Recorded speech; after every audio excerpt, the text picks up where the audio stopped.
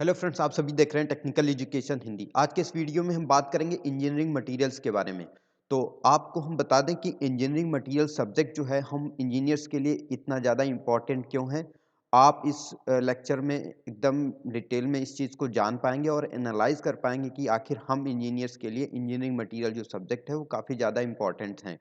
तो आज के इस वीडियो में हम पूरा डिटेल में डिस्कस करेंगे कि इंजीनियरिंग मटेरियल क्या होते हैं, इनकी क्या उपयोगिता होती है और हम इनको कहाँ पे किन जगहों पे यूज़ करते हैं और ये किस तरीके से होते हैं। ओके, तो चलिए आज के इस वीडियो को स्टार्ट करते हैं।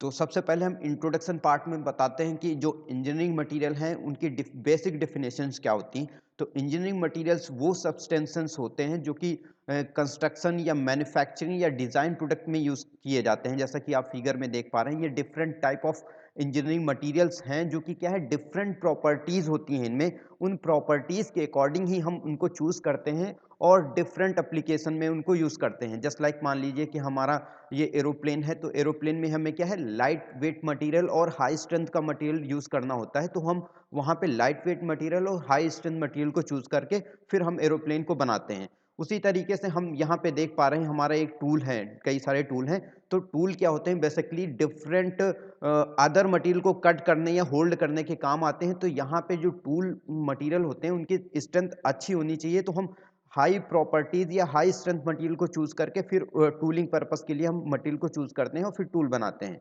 इसी तरीके से ये डिफरेंट एप्लीकेशंस हैं। इनमें हम जो भी मटेरियल होती हैं उनकी प्रॉपर्टीज को चूज करके फिर हम डिसाइड करते हैं कि हमें कौन सा प्रोडक्ट बनाना है।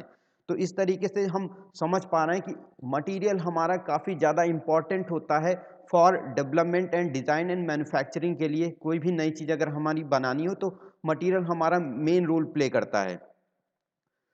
तो अब हम क्लासिफिकेशंस की बात करें तो ये हमारे क्लासिफिकेशंस हैं। इंजीनियरिंग मटेरियल हो हम इस तरीके से क्लासिफाई कर सकते हैं।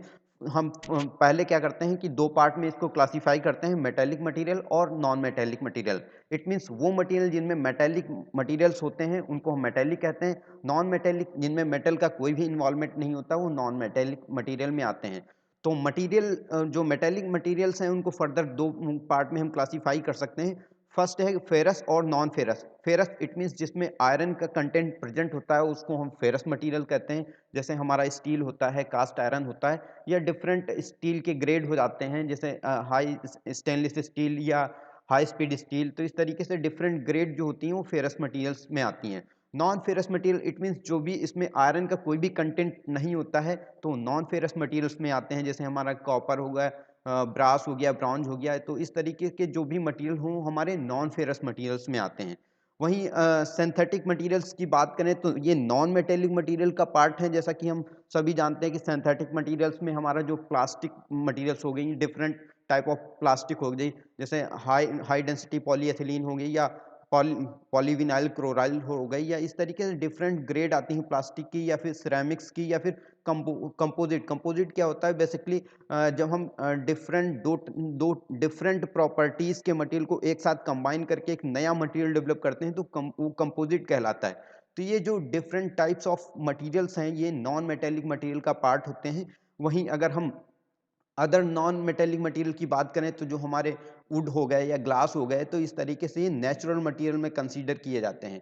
तो ये different type of engineering material हैं जो कि हम इनके प्रॉपर्टीज के बिहाफ पे हम इनको कई पार्ट में क्लासिफाई कर सकते हैं। वहीं अगर इम्पोर्टेंस हम की बात करें तो इंजीनियरिंग मटेरियल्स की क्या इम्पोर्टेंस होती है, तो सबसे पहले हम आपको बता दें कि जो इंजीनियरिंग मटेरियल है वो डिज़ाइन में और उसकी परफॉर्मेंस में काफ़ी रोल प्ले करता है। जैसा कि हम सभी जानते हैं कि कंस्ट्रक्शन में पहले देखें कि लोग जो घर थे वो मिट्टी के बनाया करते थे तो उसकी परफॉर्मेंस ज़्यादा ड्यूरेबल नहीं होते थे, वहीं उसका डिज़ाइन भी बेटर तरीके से नहीं मिल पाता था। वहीं अगर मॉडर्न एज की बात करें तो यहाँ पे जब घर बनाए जाते हैं तो उसमें क्या है, काफ़ी एडवांस मटेरियल यूज़ किए जाते हैं जिसका जो डिज़ाइन है काफ़ी लुक्रेटिव होता है, काफ़ी अच्छा देखने में लगता है। उसके साथ साथ ही उसका मटेरियल लाइट वेट मटेरियल भी यूज़ किया जाता है, उसके साथ साथ उसका परफॉर्मेंस भी काफ़ी अच्छा होता है। वहीं अगर हम मैन्युफैक्चरिंग प्रोसेस की बात करें तो फिर जो भी मटेरियल्स है वो मैन्युफैक्चरिंग प्रोसेस और कॉस्ट में भी काफ़ी मेन रोल प्ले करता है, क्योंकि हम ऐसा मटेरियल चूज़ करते हैं जिसका मैन्युफैक्चरिंग प्रोसेस और उसका कॉस्ट कम हो और जो प्रोडक्ट बनाए वो इकोनॉमिक बने। तो इस तरीके से जो मटेरियल्स हैं वो उसकी मैन्युफैक्चरिंग प्रोसेस और कॉस्ट पे भी काफ़ी ज़्यादा इम्पैक्ट डालता है। वहीं अगर हम इन्वायरमेंट और सस्टेनेबिलिटी की बात करें तो इंजीनियरिंग मटेरियल है वो काफ़ी इम्पॉर्टेंट होता है इन्वायरमेंट और सस्टेनेबिलिटी के पॉइंट ऑफ व्यू से। बिकॉज अगर हम देख रहे हैं कि डेली लाइफ में हम सिंगल यूज प्लास्टिक यूज़ कर रहे हैं, तो ये फिर डिफरेंट, ये एक टाइप ऑफ मटेरियल ही है जो कि क्या है, इन्वायरमेंट में डिग्रेड नहीं होता, लॉन्ग टाइम तक इन्वायरमेंट में स्टेबल रहता है, जिस वजह से ये क्या है, एक तरीके से इन्वायरमेंटल थ्रस्ट बन जाता है जो कि हमारे इन्वायरमेंट के लिए बेटर नहीं माना जाता है। तो इस तरीके से ये इम्पॉर्टेंस है इंजीनियरिंग मटेरियल की, जो कि हम इस चीज़ को समझ रहे हैं। अब हम बात करते हैं कि हमारे जो मटेरियल्स थे उनके ओरिजिन क्या है, उनकी हिस्ट्री कहाँ है, कहाँ से ये मटेरियल्स का डेवलपमेंट हुआ और कैसे हम स्टोन एज से लेके आज हम मॉडर्न यूज एज में आ चुके हैं। इट मीन्स नैनो टेक्नोलॉजी की बात कर रहे हैं। तो अब हम स्टार्ट करते हैं स्टोन एज से। तो सबसे पहले क्या था, हमारे पास नेचुरल मटेरियल्स थे, जैसा कि हमारा स्टोन थी, वुड थी, या फिर बोन्स थी। बोन इट मीन्स हड्डियाँ थी।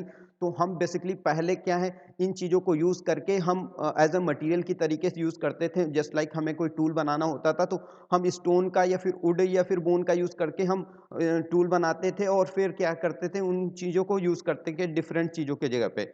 तो वहाँ पे क्या थी, बहुत सारी लिमिटेशंस थी, बिकॉज उसमें जो भी प्रोसेसिंग टेक्निक थी वो लिमिटेड थी। जस्ट लाइक मान लीजिए कि स्टोन है या फिर वुड है, तो उसको हम वेल्ड करके या फिर डिफरेंट प्रोसेसिंग टेक्निक के थ्रू हम कई चीज़ों को, कई प्रोडक्ट को नहीं बना सकते। जस्ट लाइक वेल्डिंग नहीं करी जा सकती है, या फिर इसकी कास्टिंग नहीं करी जा सकती है, या फिर मान लो अदर मैन्युफैक्चरिंग प्रोसेस होती हैं, जैसे मान लीजिए प्लास्टिक मैन्युफैक्चरिंग प्रोसेस, जैसे इंजेक्शन मोल्डिंग हो गया या एक्सट्रूजन मोल्डिंग हो गया, या different type of processing technique है, इनको हम नहीं अप्लाई कर सकते थे। तो यहाँ पे क्या था, पहले जो प्रोसेसिंग टेक्निक थी वो लिमिटेड थी, बिकॉज इन सारे मटेरियल्स में ये सारी चीज़ें अप्लाई नहीं की जा सकती थी।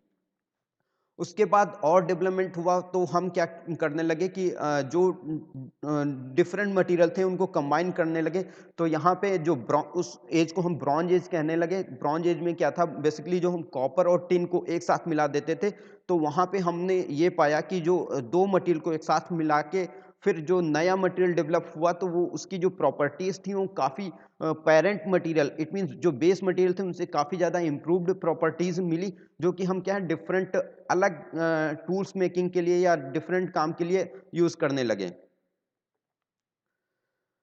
उसके बाद हमारा जो मटेरियल डेवलपमेंट का एज था वो आयरन एज आया। आयरन एज काफ़ी ज़्यादा एक इम्पैक्टफुल एज था। यहाँ पे जो भी एडवांसमेंट थे वो मेटलर्जी एडवांसमेंट आए, बिकॉज इट मीन्स क्या है कि जो मटेरियल डेवलप किए गए उसके बाद जो आयरन का यूज़ करके और स्टील का यूज़ करके, तो इसमें मेटलर्जी का यूज़ किया गया। इट मीन्स का हीट एडिशन प्रोसेस का यूज़ किया गया, जिससे कि जो मटेरियल था उसकी हीट ट्रीटमेंट प्रोसेस करने से उसकी प्रॉपर्टीज में काफ़ी ज़्यादा वेरिएशन देखने को मिला। जस्ट लाइक हम उसके साथ साथ इसमें जो भी ब्लैक स्मिथी उसका भी डेवलपमेंट हुआ। जैसा कि हम सभी जानते हैं, जो लोहार होते हैं उस सबसे पहले क्या आयरन को हीट अप करते हैं, फिर क्या करते हैं उसकी हैमरिंग करते हैं, फिर उसको सडन वाटर में क्विंच करा देते हैं। तो इससे क्या है कि जो मटेरियल बेस मटेरियल थी उसकी प्रॉपर्टीज में काफ़ी ज़्यादा इम्प्रूवमेंट देखने को मिला।